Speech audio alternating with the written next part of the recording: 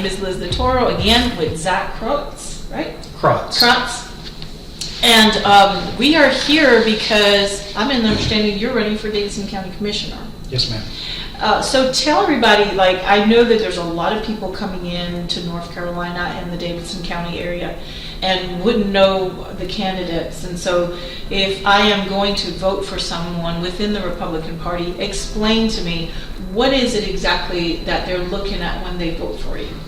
Well, that's a great question, and there's a lot of information and a lot of things I look at for a candidate when I go to vote.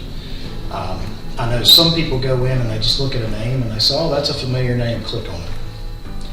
That's not the way to vote. Personally, I wish all voters were educated in who they're voting for and why. Because anybody could go out and buy 1 million signs and put them out and get their name out. What you really need to look at when you're selecting a candidate is, does this person support the values that I want? There you go. Are they going to vote most of the time how I want them to vote? Is that person going to be how I would want? If I was going to be their boss, would I continue having them or would I fire them? And that's what you really need to look at. And they're not always going to vote exactly how you want them to vote. Even when I served on the Board of Commissioners, and I did for 4 years, from 2016 to 2020, there was times where I had to vote for stuff that I didn't like. I didn't agree with it. And I wanted to beat myself up for it because to me it wasn't right. But the legal part of it, I was forced to do it because of state rules or federal rules or whatever forced us to have to do something. One of them was the reevaluation of property taxes. And we had people that complained about it. I understood their issues, but we were forced by the state to do it. Now, I did want to redo it, but the state was telling us we had to. But we had to make it a formal vote by the Board of Commissioners, but we were also told by the state we had to. So, well, and once there's a vote that happens, regardless you're against whatever it is that's being voted for, because you're on that board or because you're on that council, you have to abide by that because that was the majority of the vote, and sometimes that can be very difficult. So talk to us. I know that you're from Davidson County. Can you give us a little bit of your history? Yeah, my family's been here for probably over 280 years. That's amazing. My family settled here from Germany. On my paternal side, have been here. My mother's side have been here for a really long time as well. At least here in North Carolina, they had settled up in Stokes and Surrey County. They were farmers. Some of my ancestry, matter of fact, one of them, he's not my direct lineage, but he is a relative, was George Washington's dentist that made his teeth. That is actually in the Smithsonian now. Nice. One of our ancestors was a priest for the King of England. Wow. Said something the priest didn't like. He was preaching things, and the priest had him locked up and eventually drawn, quartered, and beheaded. So that family went to the Netherlands, ended up here in the States, and so we've been here since the 1600s on that side as well. So, wow, that's amazing. So my family has deep roots, at least in North Carolina, and especially on my paternal side in Davidson County. Right, so talk to us a little bit about the platform you're running on. What is it exactly that you stand on when, and if and when you get elected into Davidson County Commissioner? What will you be looking at doing? Well, when I ran last time, I had worked on our Parks and Rec. And if you look at every local economy, the one thing when you have a very good local economy is they have a very strong Parks and Rec department. Prior to me getting on the board, we were spending less than $500,000 a year on our Parks and Rec. And some of our fields and stuff, I mean, if you ran on them, you could twist your ankle or knee because it had ruts and holes, and there wasn't enough grass, or there wasn't enough dirt, or that was just a lot of issues with the parks. So right after I had won the primary, the board had hired a new Parks and Rec director, and we started building up our Parks and Rec.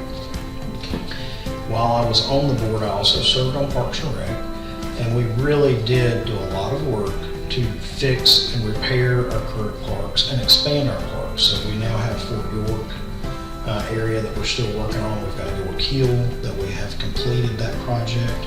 where you have the Wilcox Bridge, so you got a walkway area. And part of that ties in with Edgar Wood Products because they also have an area to walk around the outside of their plant. And so I don't know if it's completed yet. I'd have to check, but they were going to put a walkway to connect the two.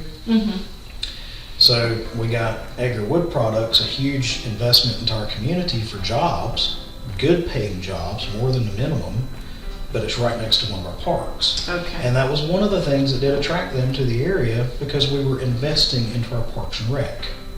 Okay. We also had a very viable airport, and that was something they looked at. Yeah. And then we had the railroad yard. And so we worked with Ted Budd's office to get the railroad to put that spur in so that Edgar Wood Products could access the rail yard.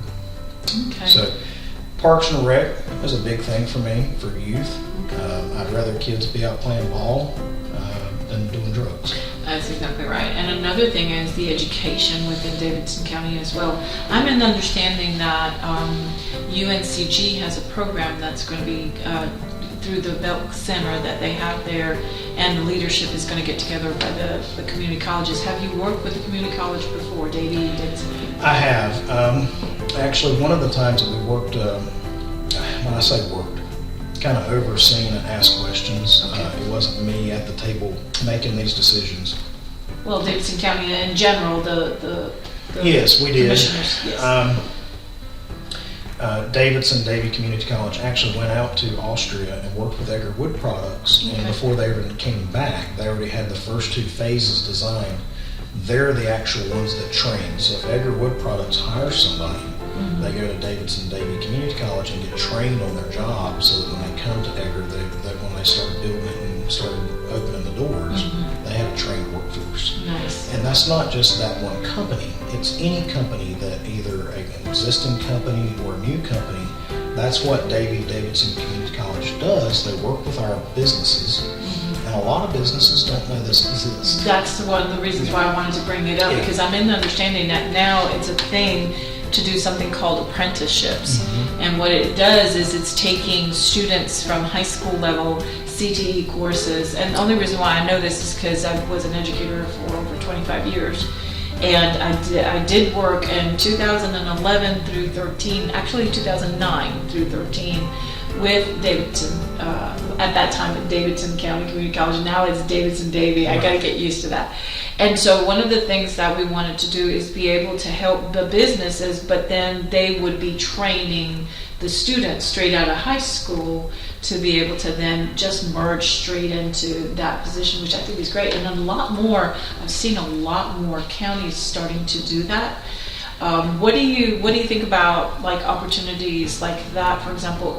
Would there be anything else that we can look at to help our students to be able to succeed within their careers? Well, there is. And my grandfather, my family actually owned a plant in Davidson County. We had actually moved it to Guilford County at one point just because we found a really cheap building.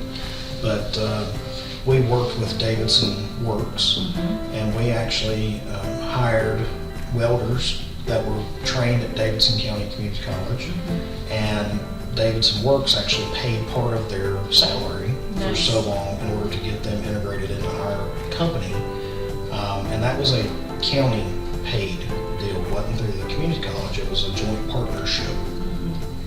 I want to look at doing more things like that, where if you go to an employer and say, hey, look, we'll pay part of a salary to get this person, we've already trained them, to get them in the door, let you see how they are, and hopefully keep them full-time employees after that time is up. Okay, that sounds We need awesome. more incentives for businesses that are existing. Sure, we give out incentives all the time for new businesses, but we need to do things for current The businesses. ones that are struggling, especially with COVID and all the issues, a lot of them have to close down. Me, for example, I had a coffee shop downtown Thomasville, and because of the deal with COVID, we were just around for about a year or so. Thank you so much, Zach, for being here and allowing yourself to get interviewed, because I really do believe that if you do know your candidates, you will know who you need to vote for. And we just want to wish you the best for this coming election. and hopefully we can see a little bit more of him if you do win, of course, and all the good stuff that he has planned for the future. So thank you, everybody. Those of you that are watching, thank you for watching republiclight.org, and we are going to be, again, interviewing some more. Again, if you are interested in running for office and you are part of the Republican Party, I would love to interview you. In the month of March, I will be doing that for about 4 more weeks, and then we will be over. Thank you so much again, Zach, for coming on board. Have a wonderful day, guys. Bye-bye.